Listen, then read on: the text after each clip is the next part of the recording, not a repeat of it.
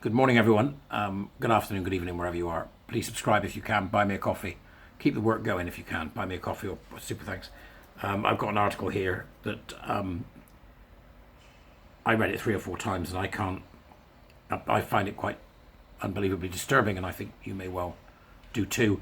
It comes from Eliza Mondegreen, who some of you may already be familiar with, who has done great work in this area. And thank you, Eliza, for raising this in such a way. This is more than alarming. It is utterly shocking. The dark truth about gender surgeries. Medical complications are being reframed as opportunities. See, the trouble is I can't read this without thinking about young gay men and young lesbians. Because we know that was 80%, wasn't it? Maybe more. Medical complications are being reframed as opportunities. Last week, the New York Times reported that gender surgeries almost tripled between 2016 and 2019. That includes over 27,000 operations to amputate or simulate breasts. Over 16,000 genital surgeries. So 80% of 16,000. That's 13,000 potentially gay and lesbian youth. It's awful for all of them. Don't get me wrong. I'm not saying, oh, never mind them. I'm saying I can't, because I'm a gay bloke. I can't. 13,000. Most of those would be girls. I think the breakdown, Miriam Grossman said, I think the breakdown's about 60-40. 16,000 genital surgeries.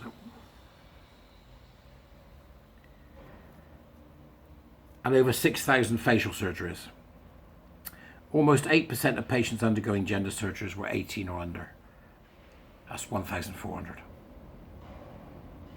I'd like to know how many of those 16,000 were fetishistic and paraphiliac men. The World Professional Association for Transgender Health.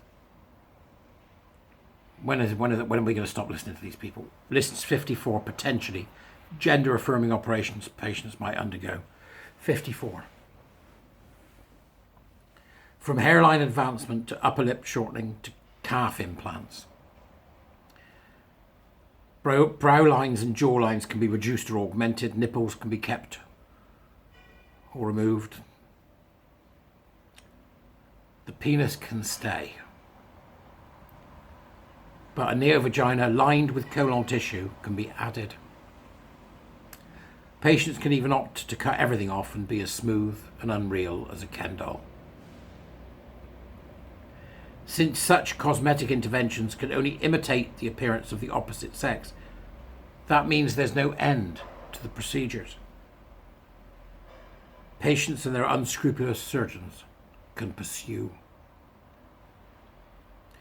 Sure, you will never become, but you can always keep trying. This is where gender dysphoria starts to look a lot like body dysmorphia. Address one problem area and the dysphoria doesn't resolve. It migrates.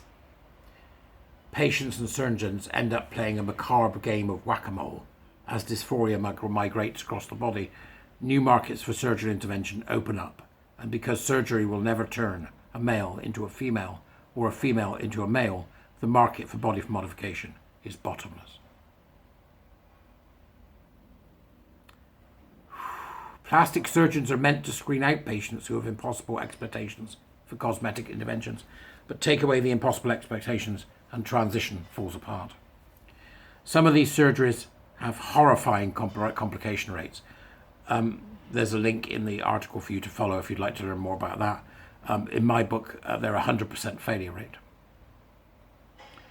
It's the phalloplasties that have the horrifying complication rates, which is the production of a false penis-shaped tube of flesh, often made from the arm of the individual. But medical complications can be reframed as opportunities too. When Vanderbilt University's Clinic for Transgender Health opened its doors in 2018, one physician pointed out, female to male bottom surgeries, these are huge money makers.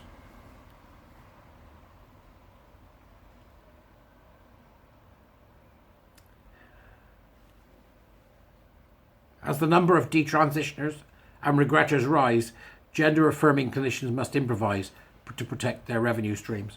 They wax lyrical about gender journeys and shift to the slippery language of embodiment goals, which can always change.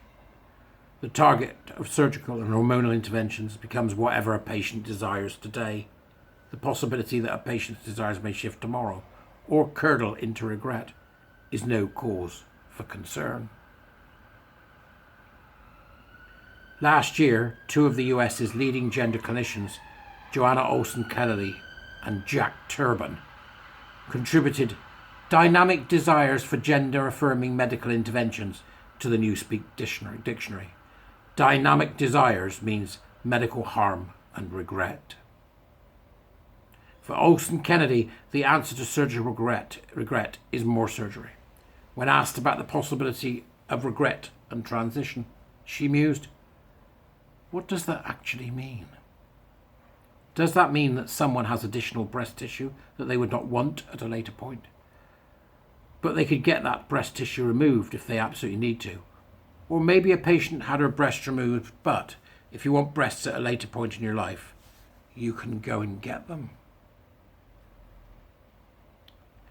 This is an alarming casual attitude towards major elective surgeries, but it is also a sign of the times. Everything is loosening and rolling downhill in one direction towards even more cosmetic interventions on healthy human bodies in the name of making the outside match the inside, whatever that means.